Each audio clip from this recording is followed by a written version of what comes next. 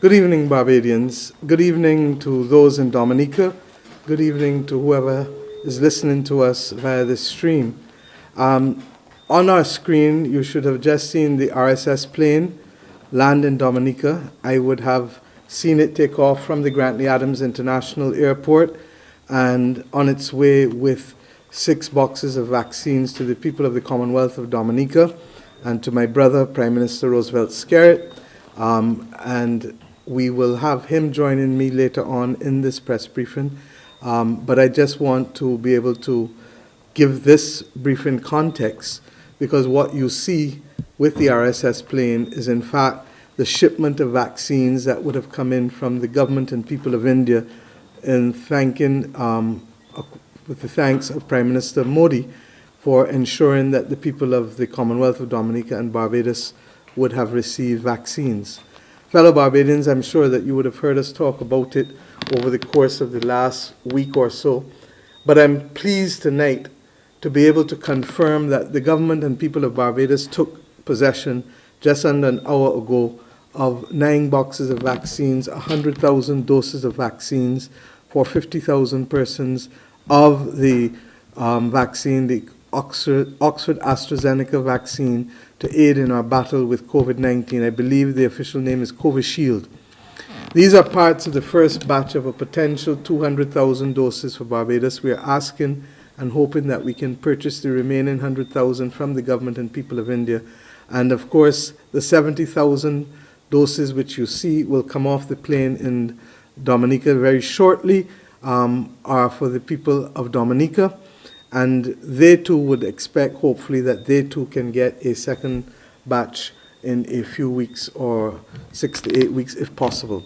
We are still in the negotiations for that second batch, but we really want at this stage to say thank you to the people and government of India.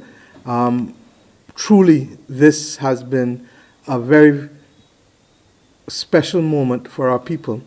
And I really want to thank Prime Minister Modi for his quick, decisive, and magnanimous action in allowing us to be the beneficiary of these vaccines which they have given us for our people, and indeed in sending it in the shortest possible time to aid in our fight. We believe that this is a special moment, and for us who have gone through what it is to live in COVID, I know that you would want us to say thank you. Let me say out front that the Prime Minister Skerritt and myself have worked very closely on this, and I really want to thank him because he also, given the length of tenure that he has had in office, has been able to work closely with me to ensure that we were able to benefit from this.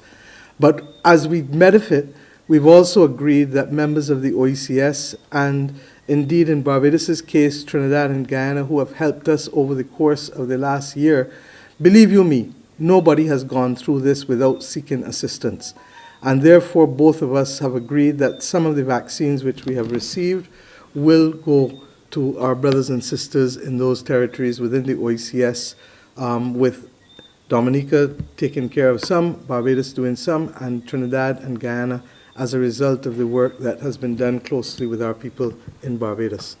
We all know that Indian-produced and manufactured medicines are not new to us in Barbados. Indeed, many of the most common drugs used by Barbadians and medicines used by Barbadians for a plethora of ailments and illnesses are manufactured. The drugs are manufactured in India.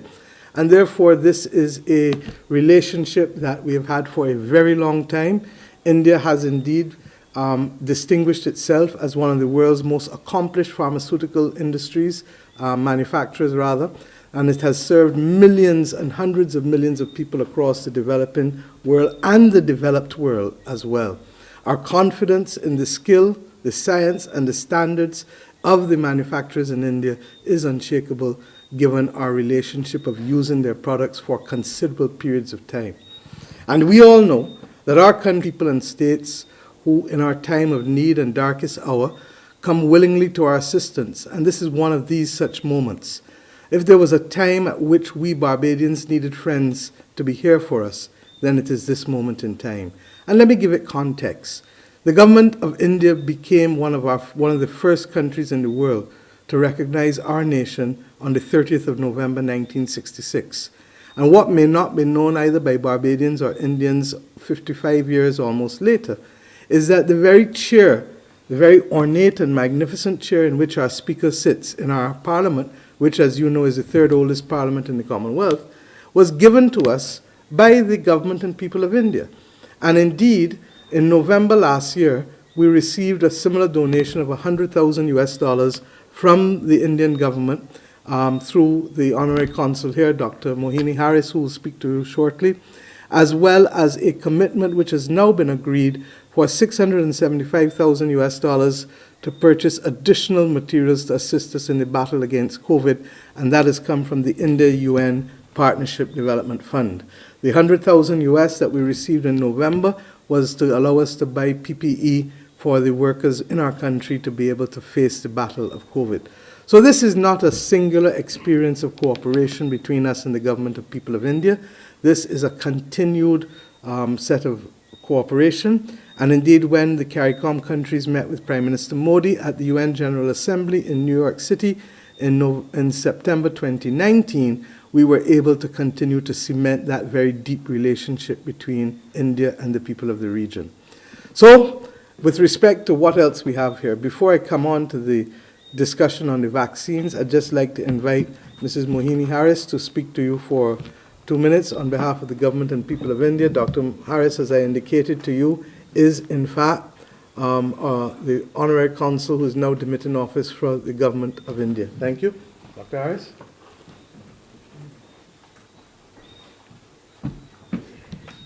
Good evening, Dr. Harris. I have a message from the High Commissioner who is based in Suriname regarding the gift. This is called Maitri, which means friendship. So it's a gesture of friendship and solidarity from government and people of India to the government and people of Barbados. The Covishield vaccine is made in India, vaccine under the auspicious Oxford AstraZeneca. The similar gesture of friendship and solidarity with other countries in the region has been extended, and they will also be receiving the Made in India Covishield vaccine very soon.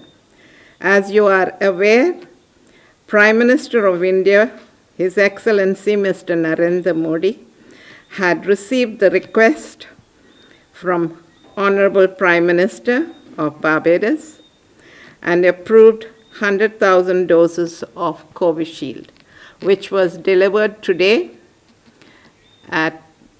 for the use of the people of Barbados. I have great pleasure in thanking the Prime Minister of India for this wonderful gesture of friendship. Thank you.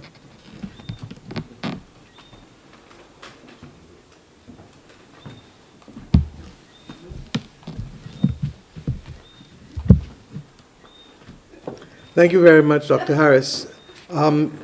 May I say, as I move to the speaking to Barbadians now about the vaccines very quickly before I hand over to Prime Minister Skerrit. We have now to recognize that we have reached a momentous moment in our battle against this COVID pandemic.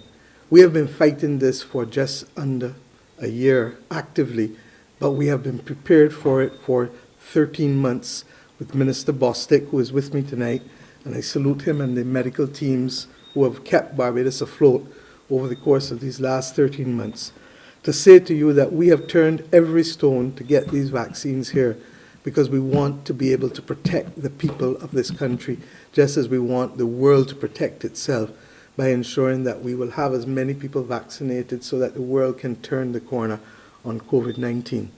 With respect to the Oxford AstraZeneca vaccine specifically, we know that we have a highly safe and effective vaccine.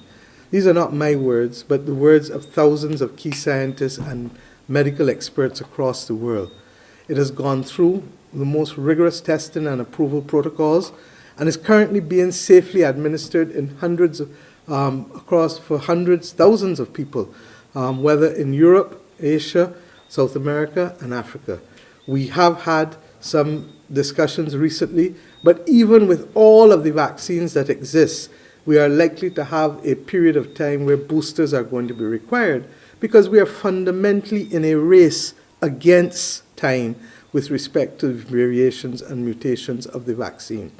But we do believe that of all the vaccines out there, this is one of the most suitable ones for Barbados and other tropical nations like our own, because the temperatures required for storage are not as rigorous as some of the other vaccines, although we are ensuring that if necessary, we are in a position to also be able to store some of the more rigorous ones that require minus 80 degrees. This one, however, is stored at temperatures that we are accustomed to in our country. We also want to recognize that the discussion as to who should take vaccines or not, we accept that in today's world there are persons who have many queries, and as we heard Sunday evening in the press briefing, many of the people who have queries about the vaccines in Barbados are persons who themselves were the beneficiary of vaccines at a very early stage in their life, such that we do not now have anybody talking generally about measles or mumps or rubella or smallpox or polio or any of the things that hitherto would have affected previous generations of Barbadians and people across the world. So I really hope that over the course of the next few days, as we move to roll out the plan, that will involve clearly the frontline workers, and frontline workers is defined broadly, of course, those medically, those in law enforcement, those who help keep the state together, while at the same time going after the most vulnerable in our population. And I give you the assurance that tomorrow, David Clark, who I've put in charge of the logistics of the vaccine program, as well as Dr. Ferdinand, will be in a position for us to be able to roll out and to speak to you about the logistics with respect to how the vaccines will be delivered over the course of the next few days, 10 days or so. We hope that we'll be in a position, as I said, to continue to procure additional vaccines. But as we do so, we say to Barbadians, start having the discussions in your families and among yourself. And why? Because you and I both know that this country has one of the highest rates of NCD incidents, chronic non-communicable diseases in the world. And we therefore need to make sure that our people are not put additionally at risk as a result of the NCDs. And we're going to have a conversation about that afterwards, because we need to get healthy. But now it is for us to be able to make sure that persons who take the vaccine, once they can do so safely, in accordance with the recommendations from their doctor, that we can slow down what is actually happening by ensuring that we can minimize the risk of death and minimize the risk of serious hospitalization. All of us know this over and over, and therefore to that extent, we hope that we are in a position to be able to do so. My friends, as we look at the screen, I see that Prime Minister Skerritt is literally by the plane receiving the vaccines coming off the plane from Dominica, and I will find out how soon he will join us in the press briefing to be able to speak. But in the interim, I just want to say to you that we are lucky, and we need to recognize that there are many people across the world who are asking to be in the position that we are this evening. We do not take it lightly. We do not take it for granted. I am in this position tonight on behalf of you, the people of Barbados, and I say to you that the conversations that are necessary must take place. For the most part, everyone that I've spoken to has said that while they may have some concerns or persons may want to speak to their doctor, the majority of people are saying they are ready to take the vaccination. I ask also that we recall that there are a few of us who would have taken it earlier, and we will take our second shots in this going down. Minister Bostic, as I said, is with me here, the 5 doctors who would have previously taken the shots, who are on the front line working at the various isolation centers, and of course the Attorney General. In addition to those of us who have taken it, then the rollout, as I said, will be explained by Major Clark and Dr. Ferdinand tomorrow when they speak. Our doctors are going to be placed under a lot of pressure over the course of the next few days, because I have every expectation that average Barbadians are going to be reaching out to their own medical practitioners and for advice. And I ask the doctors and nurses of this country to reach out and to provide that kind and level of advice that we would expect, that would allow people to make sensible decisions for themselves and for their loved ones. As it relates to our ability to continue with Operation Seek and Save, Minister Walcott has indicated to me that we have been doing extremely well. Up until yesterday, we had 29,000 households that had been visited, and they will provide the additional information tomorrow when they speak in the press briefings that will allow Barbadians to know how we are doing with the rollout of those aspects of our program. But to sum up, as I wait for Prime Minister Skerritt to join us, we really do want to thank the government and people of India again. As I said, this has been a solid relationship. We have common values. We have a common legal system. We have a lot of cooperation between our two countries, both in terms of people movement as well as in terms of cooperation at the national level, as I've said. And therefore, Dr. Harris, you will let the ambassador know on our behalf, please, how grateful the people of Barbados truly are for this moment in time. With respect to Minister Bostic, I know that you have been looking forward to this moment in time, and I say to you to say to our healthcare workers, who I had the opportunity to meet with last Friday, and we will meet again, I think, this Friday again, that we do this on your behalf, because many of you are working too hard and making major sacrifices in terms of wanting to save people in our country. And I say publicly to you, thank you on behalf of the people of Barbados for keeping us afloat over the course of the last 13 months. At this point, I'd like to hand over to Dominica and to invite my brother, Roosevelt Skerritt, Prime Minister Skerritt, to join me in this press conference. I think that we are setting a new norm. This is the first press conference I think we're doing across countries by Zoom using the technology, and we are not even going to let COVID keep us down. So I will hand over now to Dominica for them to bring into the...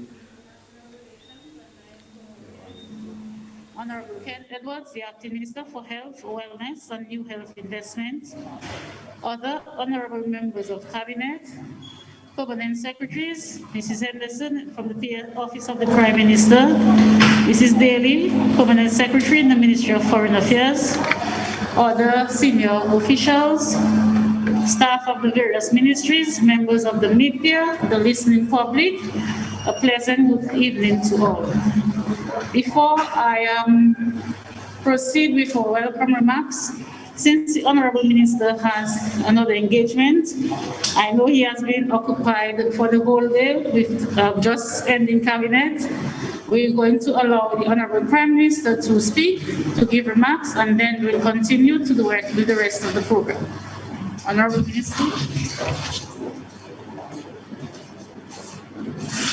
Well, thank you, Permanent Secretary.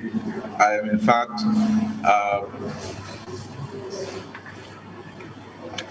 joining my friend, Prime Minister Mayor Motley, in a joint press conference. So I want, first of all, to recognize Prime Minister Motley and her cabinet colleagues, and of course the wonderful people of Barbados. And I want to recognize my Minister of Foreign Affairs, Dr. Darrow, and the Acting Minister for Health, Honorable Kent Edwards, the Honorable Minister of Agriculture, and also Honorable Rife and all of us here present. It is written in the book of Matthew, chapter 7, verse 7, that, and I quote, "Ask and it will be given to you. Seek and you will find. Knock and it will be opened to you." End of quote. Now, even though I trust every word of the Bible, I must confess that I did not imagine that the prayers of my country would have been answered so swiftly. Being the leader of a small Caribbean island with a population of 72,000 people, I did not fancy my chances of getting such a swift, positive response to my request of India's Prime Minister Narendra Modi. One would have thought and understood that in a global pandemic such as this, a nation's size and might would have been the primary considerations. But it is to the credit of Prime Minister Modi that our request was considered on merit and the equality of our people was recognized. I'd like to take this opportunity once again to express my heartfelt thanks and appreciation to Prime Minister Modi, his government, and the citizens of India. I want to recognize the scientists and all those who were responsible for the tireless research and trials that went into manufacturing this formula for resistance. I had the good fortune of visiting India in February of 2016, and my direct interaction with scores of Indian nationals back then helps to explain their generosity of spirit and selflessness at this time in assisting the wider world with the management and hopeful elimination of the dreaded pandemic. The people of India are to be applauded for so graciously supporting the efforts of their government to assist developing countries in particular with access to the desperately needed vaccine. The highly hailed Oxford AstraZeneca vaccine that we have taken possession of this evening ensures that Dominica will launch the largest vaccination campaign in modern history in our country. I am pleased to announce that the vaccine will tonight be placed in the custody of the central medical stores. And from tomorrow, we will proceed to advance our public awareness campaign to include the registration of persons interested in receiving vaccines. I have been advised by the Ministry of Health that we will start the vaccination exercise on February 22nd, 2021. And we will ensure, as been advised by the Ministry of Health, that the frontline workers will be the first to receive the vaccines, and also senior citizens who are at risk, and members of Cabinet and Parliament. I have been assured by the Ministry of Health that all systems have been put in place to ensure that recipients of the vaccine will be diligently monitored throughout their vaccination process. The latest research from the Oxford University reports that the protection provided by the first dose of the Oxford AstraZeneca vaccine kicks in after 3 weeks and lasts right the way through to the second dose at the 3-month mark. Guided by the results of the latest studies, this vaccine will reduce the likelihood of transmission to others. This means that Dominica, as a country, will soon be empowered to achieve a crucial objective, which is to further minimize and eventually stamp out the impact of the various strains of COVID-19. As I said last week, the vaccine will not be mandatory, but I would encourage all citizens to consider the danger of passing up such an opportunity as this to safeguard the health of yourself and loved ones. I am happy that our brothers and sisters in Barbados have also succeeded in their efforts to procure that country's own batch of the vaccine for the benefit of all Barbadians. tonight signifies the start of the fight back by the Caribbean islands against the virus that has threatened the livelihood of every CARICOM national. The journey ahead may be a long one, but I am certain that once we stay focused, keep our guards up, and protect ourselves with this vaccine, we will rise again in our beautiful Caribbean region. And just to say to my dear brothers and sisters in Dominica, that in the spirit of our usual togetherness and brotherly love, Dominica will be sharing with a couple member states of the OECS from this gift which we received from India.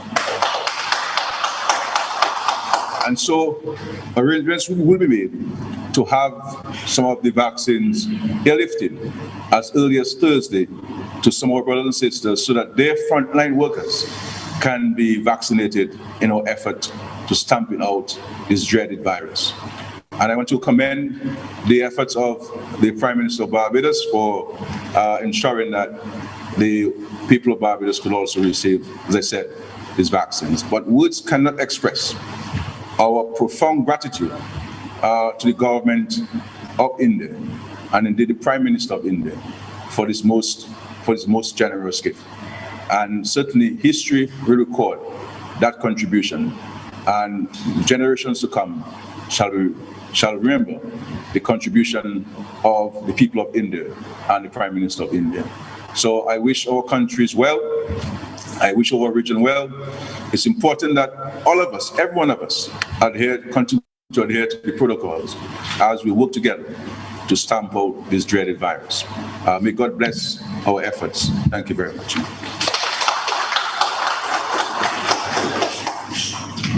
Thank you very much, my brother, Prime Minister Skerritt.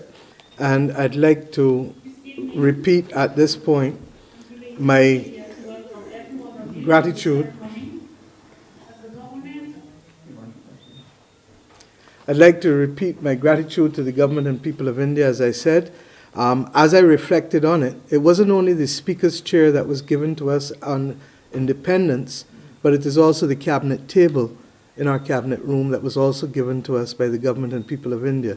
So in a very real sense, the contribution of the people of India towards Barbados' stability and democracy has been consistent over this 55 years that we will celebrate in November of this year. I also want at this stage, therefore, to end by saying, Barbadians, we can only beat this virus if we have enough people willing to be vaccinated in order to create the herd immunity in the population. I cannot tell you that I've received all the vaccinations that we need yet, but I can promise you that every day and every night we are going to work hard to get as many vaccines necessary to protect our people. But that's just one part of the equation. The second part is you.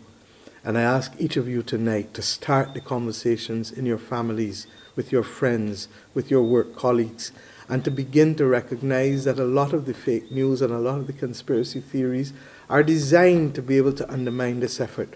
But we can overcome that because 85–90% of us can bear our arms and show the signs of the vaccines that have caused us not to lose friends or family to polio, to smallpox, to measles, to mumps, to rubella, and to so many other things that over the course we take for granted in the last few decades because of the existence of vaccines.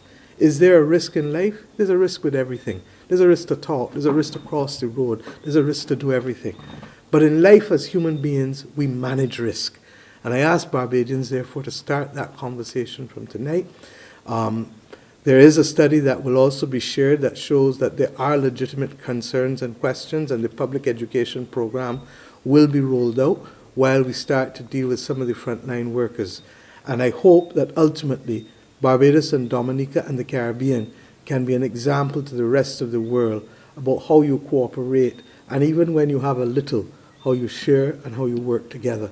Because we know that the only thing missing in the world today, all of us have had lockdowns, all of us have had to shut down. But the one thing that's missing, all of us have had to do restrictions.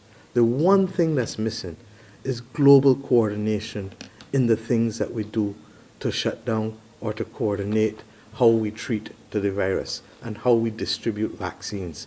If we can do that, and that's why the gift of the government and people of India is so significant today, because they understand that simply giving their population vaccines will not solve the world's problem in fighting this pandemic.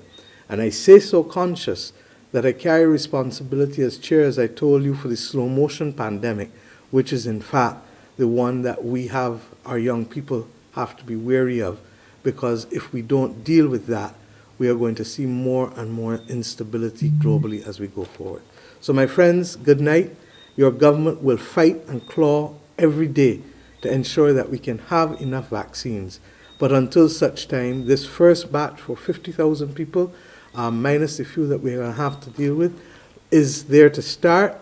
And Major Clark and Dr. Ferdinand will give you details of that rollout program. We expect it to start literally within days for our frontline workers, and they will give you all of the details tomorrow to ensure that people can be ready. But the plan is to literally start before this weekend. Thank you very much, and God bless this country. God bless the people in government of India. God bless the people in government of the Caribbean, and in particular my brother Roosevelt Skerritt, Prime Minister and people of Dominica, for joining us in this momentous press briefing tonight to show that we hopefully, Jeffrey, in your words, there shall be no retreat, no surrender. And with God on our side, our people shall have no doubts or fears, and we shall move inspired and exulting free. Thank you very much. Good night.